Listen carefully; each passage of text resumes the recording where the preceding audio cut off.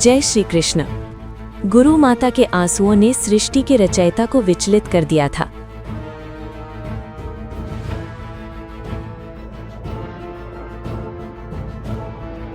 अपने गुरु पुत्र को मौत के मुंह से वापस लाने के लिए कृष्ण और बलराम प्रभास तीर्थ के उस उफनते हुए समंदर के किनारे जा पहुंचे।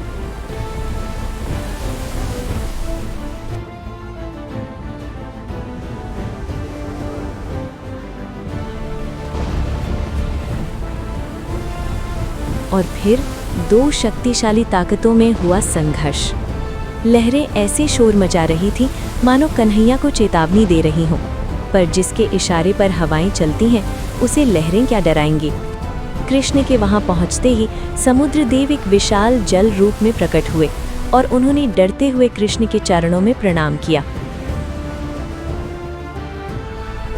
समुद्र देव ने बताया, प्रभु, उस बालक को मैंने नहीं बल्कि मेरे पाताल में छिपे एक खूंखार असुर ने खाया है, शंखासुर।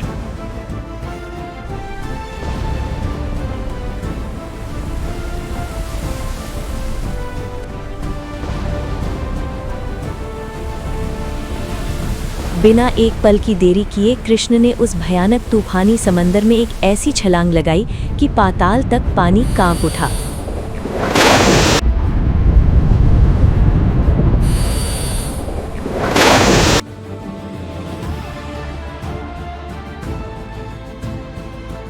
गहरे अंधेरे पानी के नीचे शंखासुर यानी 5 जन्य छिपा था। वो एक विशाल डरावने शंख के रूप में था जो समंदर के जीवों को निगल जाता था। जैसे ही कृष्ण उसके करीब पहुंचे, शंखासुर ने पानी के अंदर एक भयानक बवंडर यानी व्हर्लपूल बना दिया। पानी रफ्तार से घूमने लगा।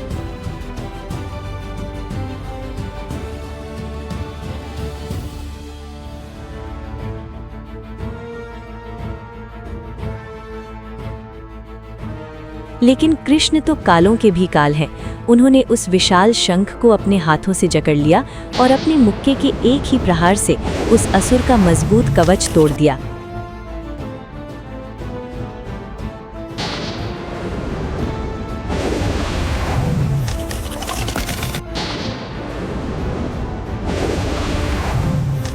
शंखासुर वहीं मारा गया। कृष्ण ने जब शंख के अंदर देखा तो गुरु का बेटा वहां नहीं था। उसके प्राण पहले ही निकल चुके थे। लेकिन कृष्ण खाली हाथ कैसे लौटते। उन्होंने उस विशाल शंख को अपने हाथ में उठाया, वही शंख जो आगे चलकर महाभारत के युद्ध की घोषणा करने वाला था, 5 जन्य शंख। अगर शरीर समंदर में नहीं था तो आत्मा कहाँ होगी? मृत्यु के देवता यमराज के पास।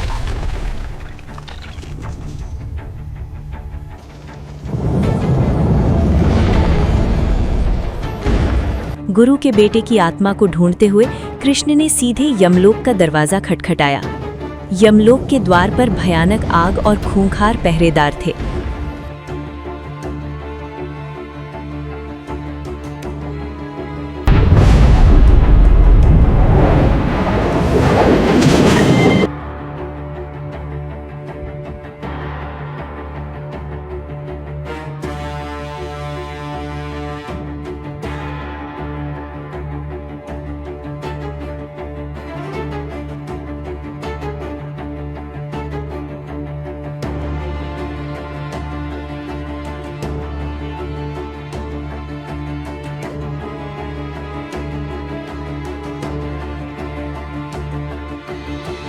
पर जैसे ही यमराज ने देखा कि साक्षात नारायण उनके द्वार पर खड़े हैं, वे कांप उठे।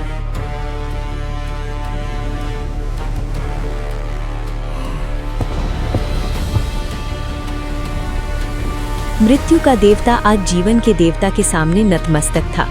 यमराज दौड़ते हुए आए और कृष्ण के चरणों में गिर पड़े। यमराज ने हाथ जोड़कर कहा, प्रभु, मेरे लोक को पवित्र कर दिया, आज्ञा कीजिए। कृष्ण ने अपने गुरु पुत्र को मांगा।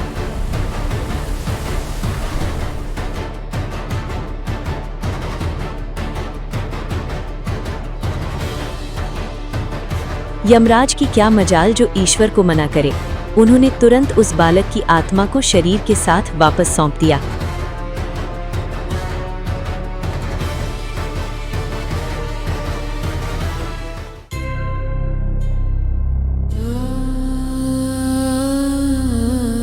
अपने गुरु पुत्र को लेकर कृष्ण वापस अवंतिका आश्रम लौट आए।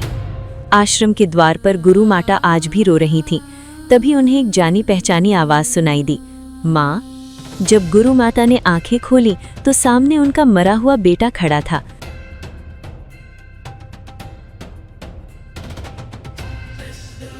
बारह साल का इंतजार खत्म हुआ। उन्होंने बेटे को सीने से लगा लिया। गुरु सांडीपनी ने नम आंखों से कहा, कृष्ण, तुमने जो गुरु दक्षिणा दी है वैसी ना कभी किसी ने दी है, ना कोई दे पाएगा।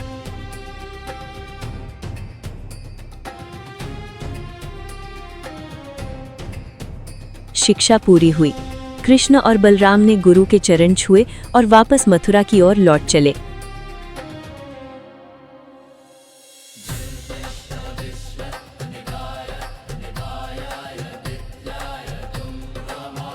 लेकिन मथुरा के राजमहल में खड़े कृष्ण का मन आज भी उदास था।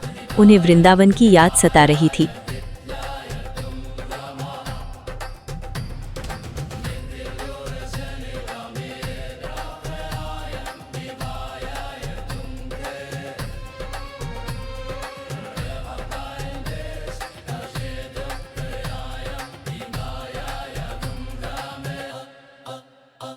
अपनी गोपियों को रोता हुआ देख कृष्ण ने अपने ज्ञानी मित्र उद्धव को वृंदावन भेजने का फैसला किया। क्या उद्धव का ज्ञान गोपियों के प्रेम को हरा पाएगा? देखिए अगले सबसे भावुक एपिसोड में उद्धव का वृंदावन गमन यानी उद्धव गीता।